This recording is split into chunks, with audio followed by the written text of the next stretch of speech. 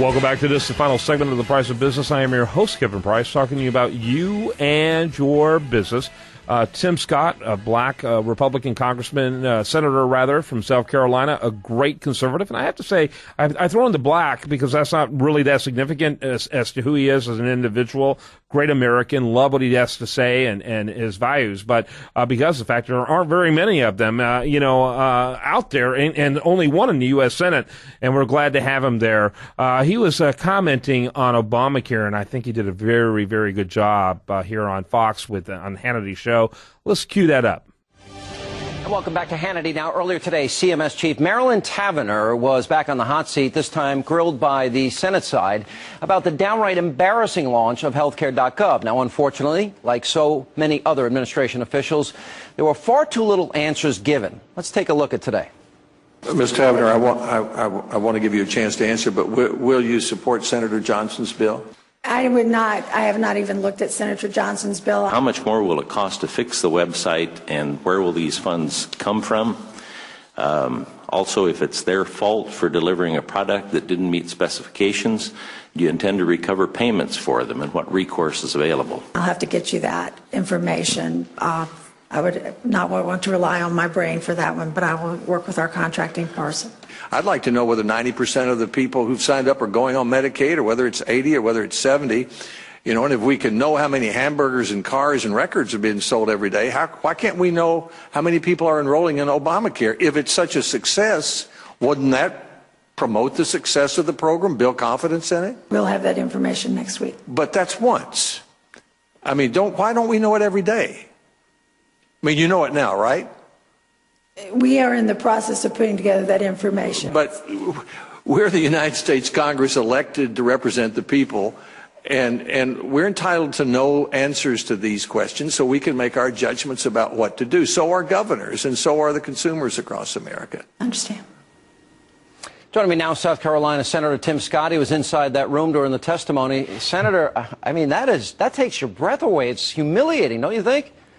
Unmitigated disaster. It was an awful, awful testimony from my perspective. And the fact of the matter is that the website should be the least of our concerns, because we still have to see health insurance come out of this situation at the end. But what we do know is that $400 million makes healthcare.gov synonymous with failure. One of my constituents, Mr. Dougal from South Carolina, had his information exposed. We could not get clarity on whether or not they would remove his information from the system.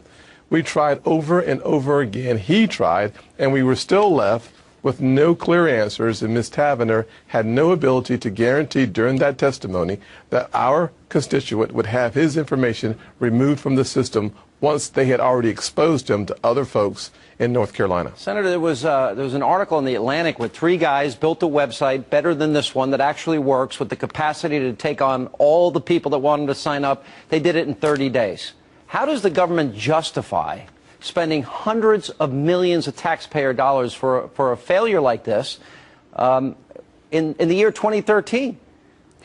It's unjustifiable. You can't do it. Here's what we do know is turning over 1/6 of the economy to the federal government, you now know what you get. You get a $400 million website. You can get the iPhone completely produced for $150 million, available for work.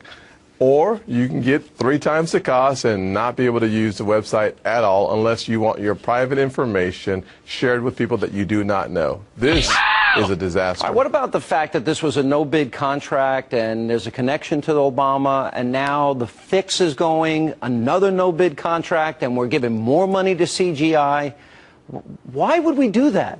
I mean, no company, nobody gets fired in all of this. Nobody gets blamed. Nobody gets any money back. I ran a business for the last 15 years, and I will tell you that if I had a board of directors who would allow this to happen, they would be gone. I should be gone. We should start from ground zero, give it back to the private sector, let the free market folks who understand what they're doing build us a website at lower insurance prices, not by giving it to the government, but by allowing for private sector free market solutions to surface to the top, and for us to implement those solutions, everything from medical tort reform, allowing competition across the state lines, allowing association pools to come together, would lower the cost of insurance and make health care more accessible to the common person. But no, instead of that, what we have is Ms. Tavenner and this administration showing us what should never be done, turning over something to the government that is far better done in the private sector. All right, Senator, good to see you. Thanks for being with us. Thank you. Appreciate it. There you go. That's great. Senator Tim Scott, I really appreciate him, one of the more articulate members of the Congress.